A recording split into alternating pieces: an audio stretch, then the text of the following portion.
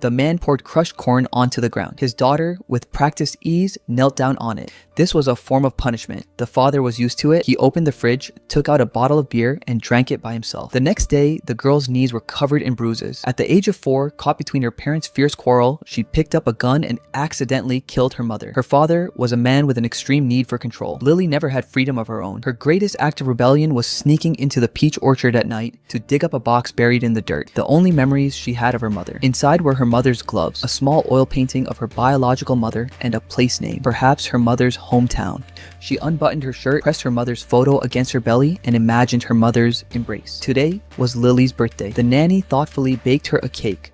Now that Lily was old enough, she needed a proper bra, so the nanny took her into the city. Halfway there, they were harassed by a man. He was racist, insulted the nanny, and looked down on black people. The nanny stood her ground with dignity and poured thick, sugary syrup on the man's feet. Because of that, she was beaten badly. "Apologize, quick!" someone demanded. The police took the nanny away. Her father didn't defend her. Instead, he fled with Lily. Lily thought he was a coward. In anger, he shoved Lily onto the bed, telling her that her mother's spirit in heaven would never let her hurt you. But then, her father said the fight that day was because her mother was packing her things to leave her.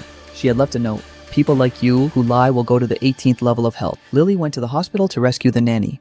They hitchhiked out of the heartless little town, beginning a journey to find her mother's hometown. They arrived in another town and found a shop selling honey. The packaging was identical to the honey jar in her mother's oil painting. Following the shopkeeper's directions, they came to a large pink villa. Lily met the lady of the house but didn't ask about the painting. Instead, she lied, saying she wanted to work there. The lady readily agreed and arranged for them to work in the honey workshop. Lily planned to hide her identity and slowly learn the truth, but the lady had already guessed something was unusual about her, yet still kindly took her in. This pink villa had 28 hectares of land. The mysterious family had 3 sisters. The eldest was gentle, kind, and treated Lily warmly. The second was a violinist with fiery temper, always wanting Lily gone. The youngest had mental health issues and couldn't control her emotions. Behind the house was a stone wall stuffed with slips of paper, the youngest's cry wall. Whenever he had an emotional breakdown, he would put a prayer note inside. The black community here attended weekly worship. There was a statue discovered long ago by a black slave, a figure whose body grew from wood, her fist clenched, a black woman. They believed she was sent by God, a kind of black Madonna. Touching the statue's chest was said to fill worshippers with courage. The nanny, whose dignity had once been trampled, touched the statue and felt an unprecedented peace. The honey farm thrived, and this black Madonna was their faith. One day, Lily returned home and met Little Black, the eldest sister's assistant. They collected honey together and discovered a rare purple honey from blue blossom flowers. When he dabbed some with his finger, Lily lifted her veil. The moment turned shy and awkward. Meanwhile, the second sister's boyfriend, tired of her refusal to marry, angrily called her selfish. One day, Lily and the eldest sister were listening to the sound of honey when a scream rang out. They rushed back to find the youngest and the nanny playing in the water. Lily playfully sprayed the second sister with a hose. At first angry, she eventually laughed, letting go of her resentment toward Lily. That night, Lily saw the youngest arranging food on the ground, something her father had said her mother used to do to lure cockroaches outside. She suspected a connection and asked if he knew someone named Deborah. He said yes. She had lived in the workshop before, but after saying so, his mood turned unstable. Lily prepared to tell the eldest sister the truth, but she was away. Instead, Little Black took Lily to deliver honey and gave her a notebook, encouraging her to pursue her dream of becoming a writer.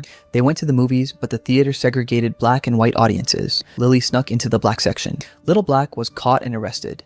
The family was worried, especially about keeping the news from the sensitive youngest sibling, but he overheard it and became depressed. When he went missing, they searched everywhere, eventually finding a woman lying dead in the water. Lily was devastated, blaming herself. That night, she packed her things and confessed her true purpose to the eldest sister, who said she had known from the moment she saw her. Lily was Deborah's daughter. It turned out the eldest sister had once been Deborah's nanny.